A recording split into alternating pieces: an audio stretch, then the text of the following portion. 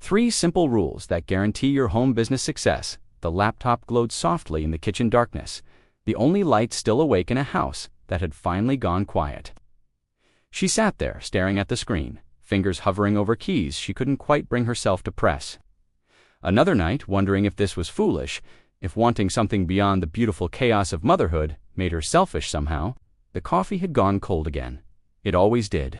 Another morning, balancing the noise of the house and the quiet question she kept avoiding, can I really build something of my own? She wasn't chasing millions. She wasn't even chasing recognition. She was chasing freedom, the kind that fits between nap times and school pickups.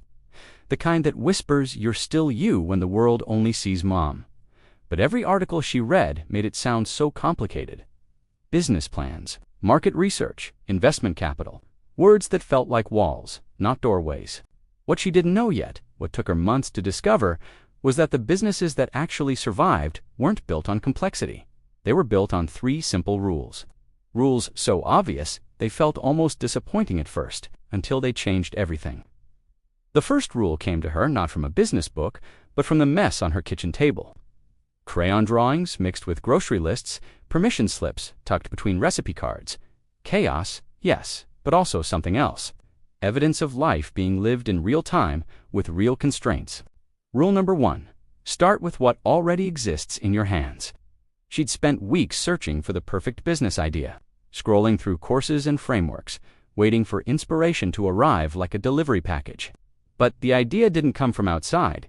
It came from what she was already doing. The cookies she baked for the school fundraiser, the way she organized playdates that other moms called genius, the budgeting spreadsheet she'd created that her sister kept asking her to share. These weren't hobbies. They were proof of capability, wrapped in the ordinary. Part of her still felt guilty for wanting more, as if ambition had to disappear when motherhood began, as if the two couldn't coexist in the same heart, the same day, the same person.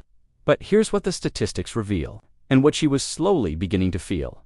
Small, home-based businesses, led by women, are growing 40% faster than other segments. Not because these women had more time or more money, but because they had more clarity about what actually mattered. She paused, letting that sink in. Clarity often beats capital, always has.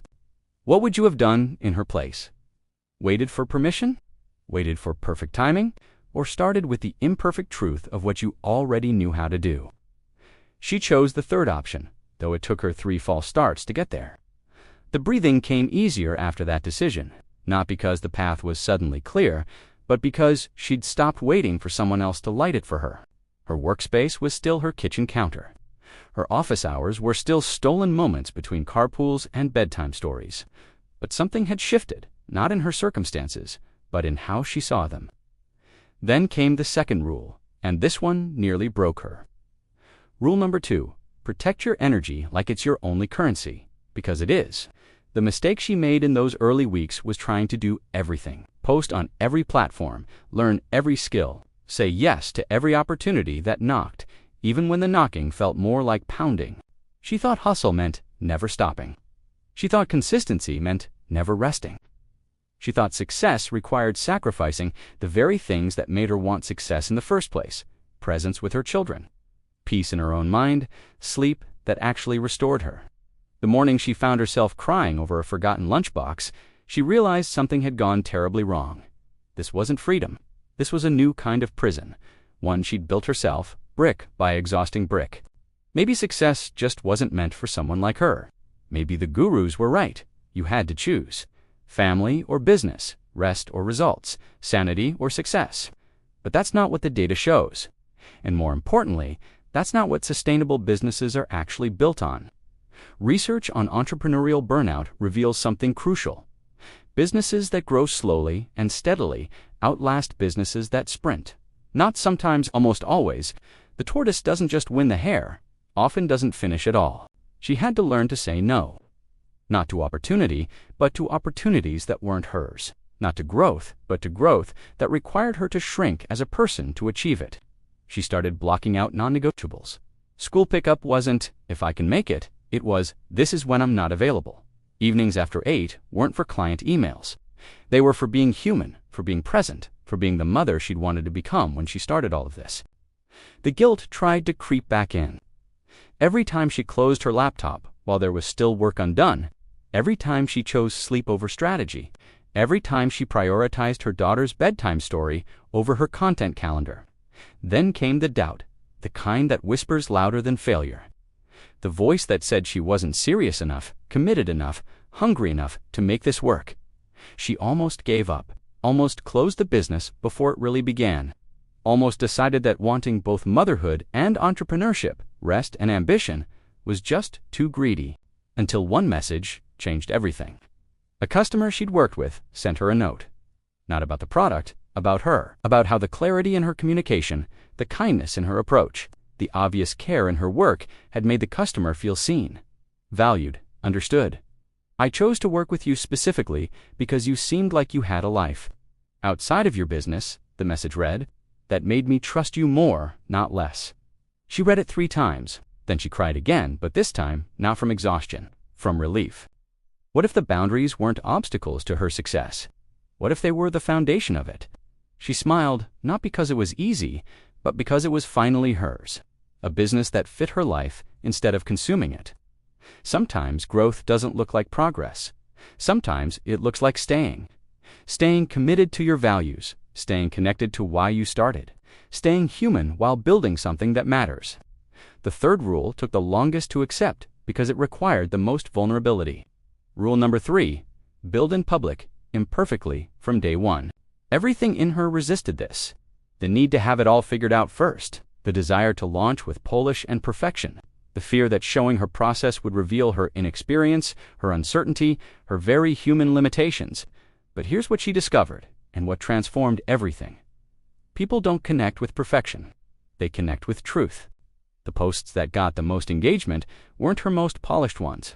They were the ones where she admitted she'd spent an hour choosing the wrong font, where she shared that her first sale took 3 weeks and came from her neighbor, where she confessed that she'd cried in the pantry before recording her first video. Vulnerability wasn't weakness. It was the fastest route to trust. Studies on consumer behavior consistently show that authenticity outperforms professionalism in small business contexts. Not because professionalism doesn't matter, but because in an age of filters and facades, realness has become the rarest commodity. She started documenting instead of waiting to celebrate. She shared her learning curve instead of hiding it. She let people see the kitchen counter workspace, the interrupted filming sessions, the reality of building something while living a full life. And something unexpected happened. Her audience didn't just grow, it deepened. People didn't just follow her, they invested in her success. Because they'd been part of the journey from the beginning. They saw themselves in her struggles. They celebrated her small wins as if they were their own. They forgave her mistakes because they'd watched her try, fail, adjust, and try again. What would you do if you knew people were rooting for your honesty more than your perfection? The answer changed how she showed up every day, every post, every interaction. She stopped waiting to be ready. She started building where she was, with what she had, as the person she was becoming.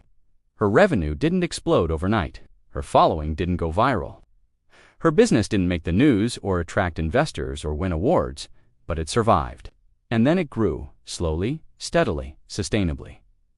A year later, she looked at her profit and loss statement with the same wonder she'd felt holding her babies for the first time. This was hers. She'd built this, not by following someone else's blueprint, but by honoring these 3 simple rules. Start with what's already in your hands. Protect your energy like it's your only currency. Build in public, imperfectly, from day one. 3 rules that sound almost too simple until you try to live them, until you realize that simple and easy are not the same thing. Until you discover that the hardest part isn't learning what to do, it's unlearning everything you thought success required. She still worked from her kitchen counter. She still balanced client calls with carpool schedules. She still occasionally let the coffee go cold while she solved a problem or celebrated a win. But the guilt had transformed into something else. Pride, yes, but also peace, the quiet confidence that comes from building something that reflects your values instead of violating them. Her children saw her differently now, not as someone divided between them and her work, but as someone showing them what it looks like to honor all the parts of yourself, to build something meaningful without sacrificing the meaning of your life. What helped her the most wasn't just having a system or a strategy.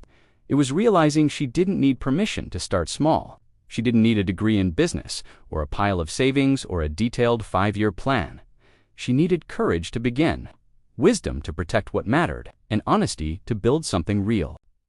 There were tools that made the journey lighter.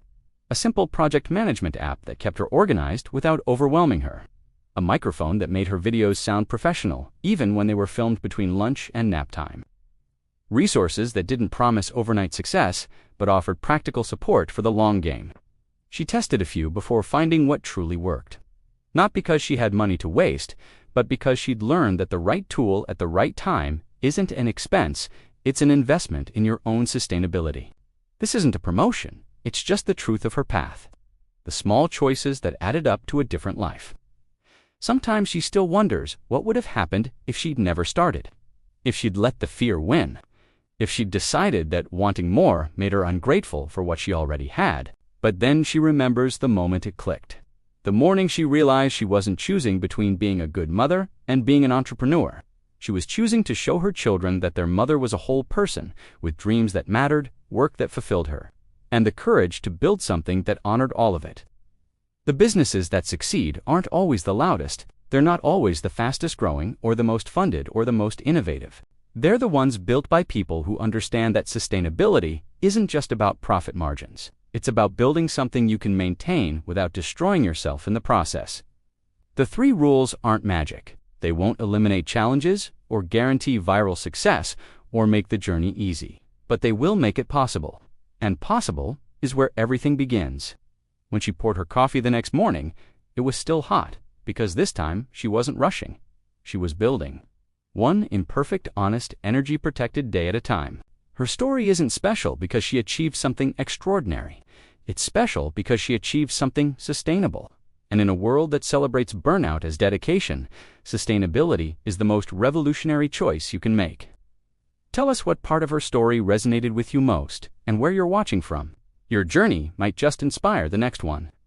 Because somewhere right now, another mother is staring at a cold cup of coffee, wondering if she can really build something of her own. And the answer, the one these 3 simple rules keep proving over and over, is yes. Not easily, undeniably yes. Tell us which country or city you're watching from. See you in the next video.